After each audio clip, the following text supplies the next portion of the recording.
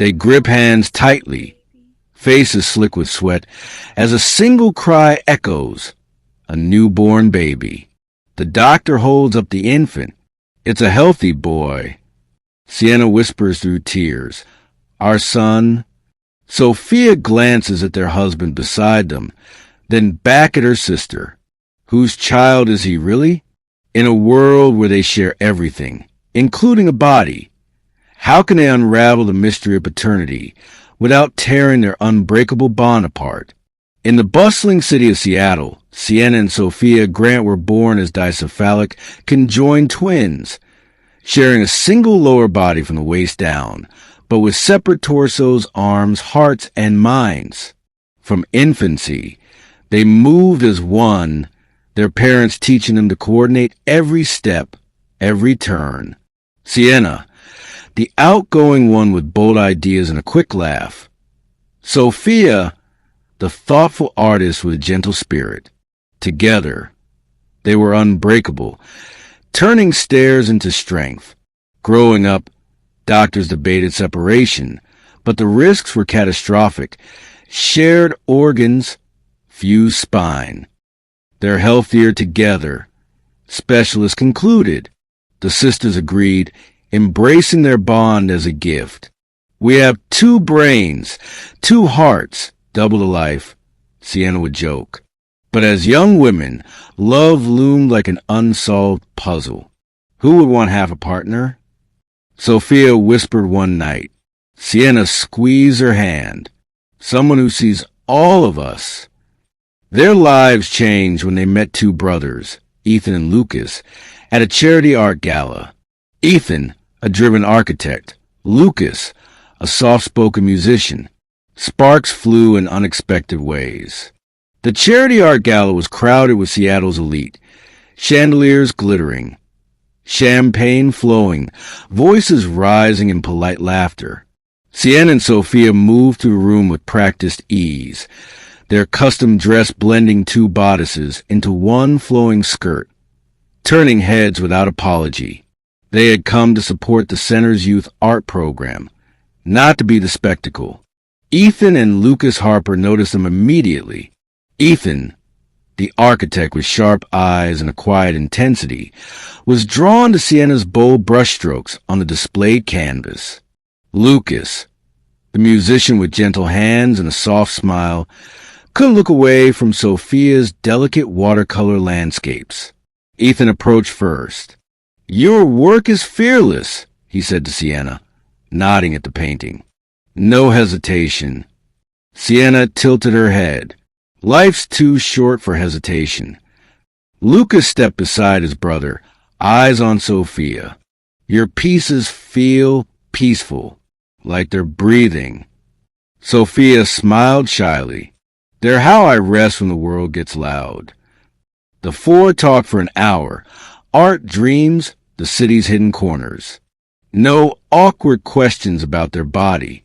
No stares that lingered too long. Just curiosity and warmth. Later, in the car ride home, Sienna turned to Sophia. "They didn't look at us like we were a puzzle." Sophia nodded. "They looked at us like people." The brothers exchanged glances in their own car. "Ethan, they're incredible." "Lucas, and they're a package deal." Ethan smiled faintly. "Then we'll figure out how to love the package." Dates began cautiously. Coffee at quiet cafes, walks along the waterfront where they could talk without crowds. Ethan and Sienna debated architecture and design. Lucas and Sophia shared playlists and sketches. Society noticed quickly. Whispers followed. "How does it work? Who's dating who?" Tabloids ran headlines. Conjoined twins dating brothers. Love or publicity? The four ignored it. They focused on the feeling. The way laughter came easy. The way silences felt safe. One evening, on a rooftop overlooking the sound, Ethan took Sienna's hand. "I don't care what anyone says. I see you, both of you, and I want to keep seeing you." Sienna squeezed his fingers. "We come as a set." Ethan smiled. I'm counting on it. Across the table, Lucas looked at Sophia. I've never met anyone who makes the world feel softer. Sophia blushed. You make me feel seen. The relationships deepened in tandem. Separate moments, shared experiences. They learned boundaries, communication, laughter at awkward logistics. A year later, Ethan and Lucas planned together. On a private rooftop dinner under string lights, Ethan knelt before Sienna. I love your courage, your fire, your heart. Marry me? Sienna's eyes filled. Yes. Lucas knelt before Sophia. I love your quiet strength, your gentle soul. Marry me? Sophia nodded, tears falling. Yes. They chose one ceremony. Legal complexities navigated carefully. The wedding would honor both unions as one family. The ceremony was held in a small garden chapel. White roses, soft music, only family and closest friends. The twins wore a custom gown, two bodices flowing into one skirt. Ethan and Lucas stood side by side at the altar. Vows were spoken. Ethan to Sienna, I promise to love your boldness, support your dreams, stand beside you always. Lucas to Sophia, I promise to cherish your quiet heart, walk gently with you, protect your peace. Sienna and Sophia together. We promise to love you both, honor our bond, build a life where all four of us belong. Rings exchanged. Two bands of twins on separate fingers, one for each brother. Applause mixed with happy tears. The honeymoon was a secluded mountain cabin. Privacy, nature, no prying eyes. Intimacy was gentle, communicative, boundaries respected. One night by the fire, Sienna looked at Ethan. This is real, isn't it? Ethan kissed her forehead. Very real. Sophia rested against Lucas. We're not just sisters anymore. We're wives. Lucas smiled. And mothers-to-be? The twins froze. Sophia touched her abdomen. We've been feeling different. Sienna nodded. Tired. Nauseous. Hungry all the time. Ethan and Lucas stared, stunned. The next morning they drove to a doctor. Ultrasound revealed one heartbeat, one baby, in a shared womb. The room went silent. The doctor explained, your anatomy is unique. Conception occurred through shared reproductive systems. The father could be either. Sienna and Sophia looked at each other, then at their husbands. Whose child was it? The pregnancy was unlike anything the medical world had documented. One baby, growing inside the shared lower body of two women. Doctors monitored obsessively, weekly ultrasounds, blood work, fetal heart rate checks. The heartbeat was strong, steady, a single rhythm echoing through two hearts. Sienna felt the first flutters. He's kicking, she whispered one morning, pressing a hand to her abdomen. Sophia closed her eyes, concentrating. I feel it too. They laughed, soft, disbelieving, then cried together. Their husbands watched in awe. Ethan remodeled the nursery. Two rocking chairs side by side, a crib wide enough for future growth, walls painted soft blue with tiny stars. Lucas composed lullabies, playing them softly at night. Society's reaction was mixed. News leaked quickly. Headlines screamed conjoined twins expecting miracle baby. Some celebrated, others judged. Protests outside their home, unnatural. Who will raise it? The four ignored it.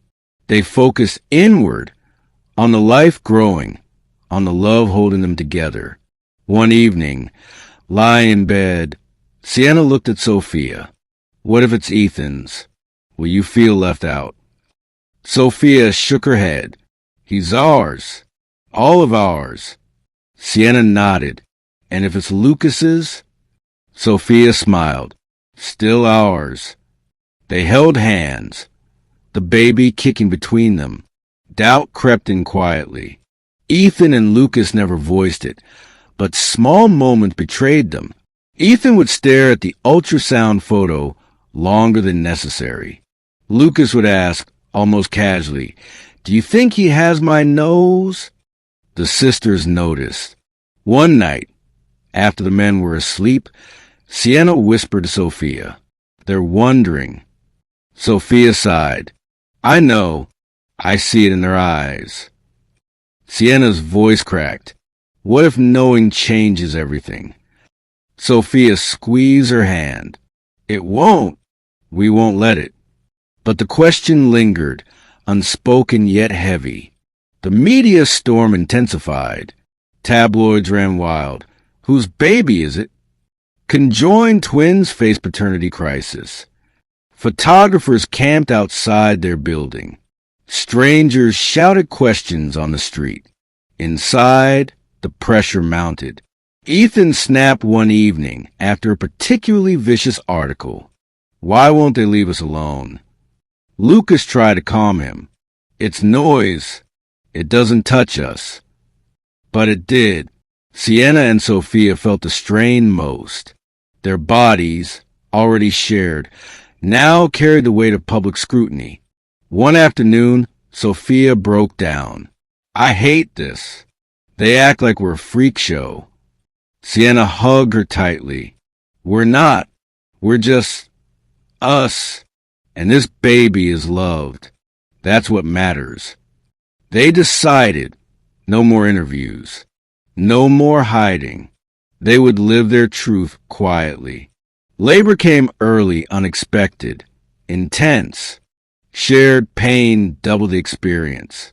Doctor prepared for the unique delivery. One baby, two mothers. Ethan and Lucas stood on either side, holding their wives' hands. Hours passed. Screams, encouragement, tears. Finally, a cry. The doctor lifted the baby. A boy, healthy. Sienna and Sophia wept together as the infant was placed on their shared chest. "He's perfect," Sienna whispered. Sophia touched his tiny cheek. "Our son." Ethan and Lucas leaned in, tears streaming. "He's ours," Ethan said. Lucas nodded. "All of ours." They named him Noah, meaning rest, renewal. Post-birth, the question returned, quieter now but persistent. Doctors explained.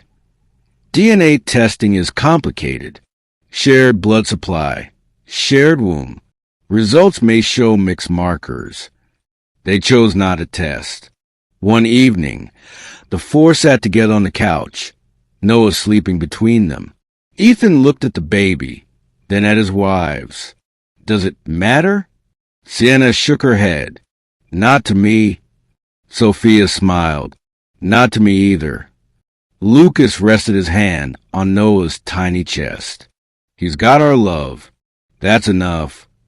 The sisters looked at each other, then at their husbands. "Sienna, we're family. All four of us." "Sophia, and Noah makes 5.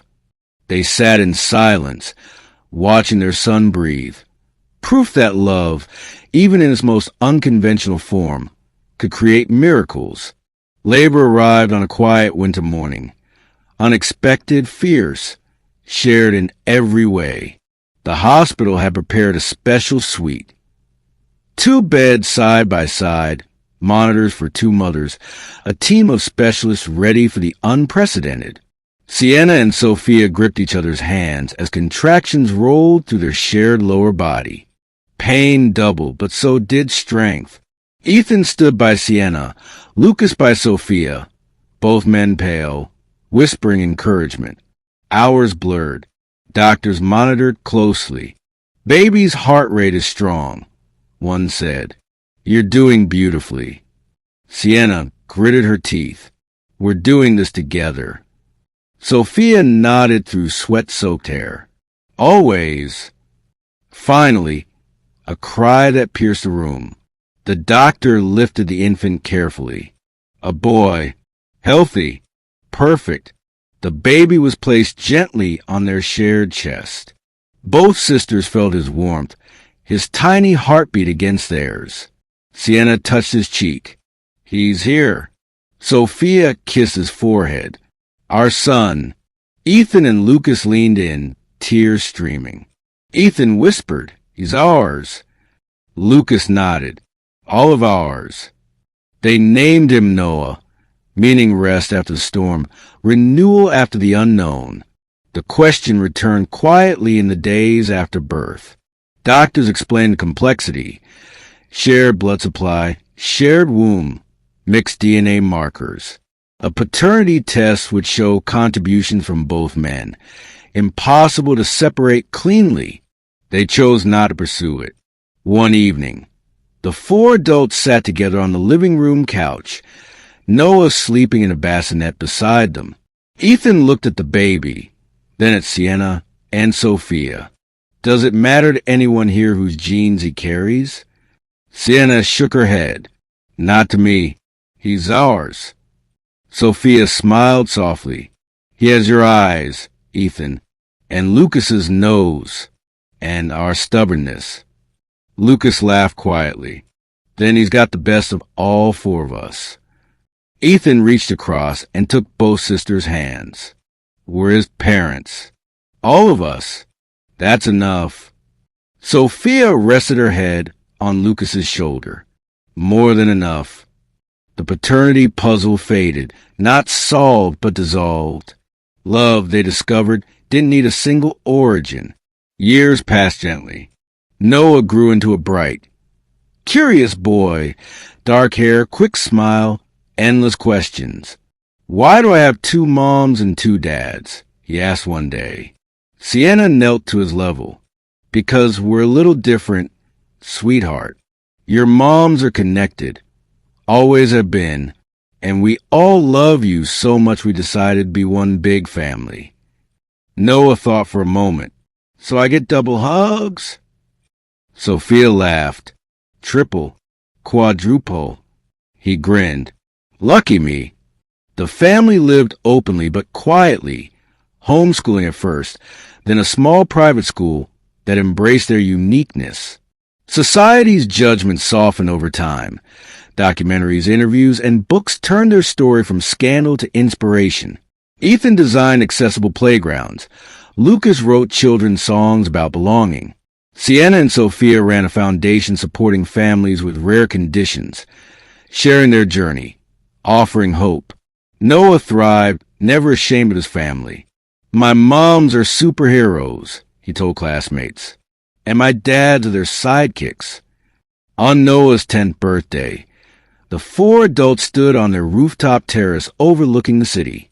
String lights glowed. A small cake sat on the table. Noah had already blown out candles earlier with friends. Now it was just them. Sienna looked at Sophia. We made it. Sophia nodded, eyes shining. We did. Ethan wrapped an arm around Sienna's shoulders. We all did. Lucas held Sophia's hand. And we're still doing it. Noah ran up, hugging them all at once. Awkward, joyful. I love you guys. Even when you're being gross and kissy. They laughed. Sienna looked at her sister, then at their husbands, then at their son. We started as two souls in one body, she said softly. And look what we built. Sophia smiled. A family that doesn't divide. It multiplies.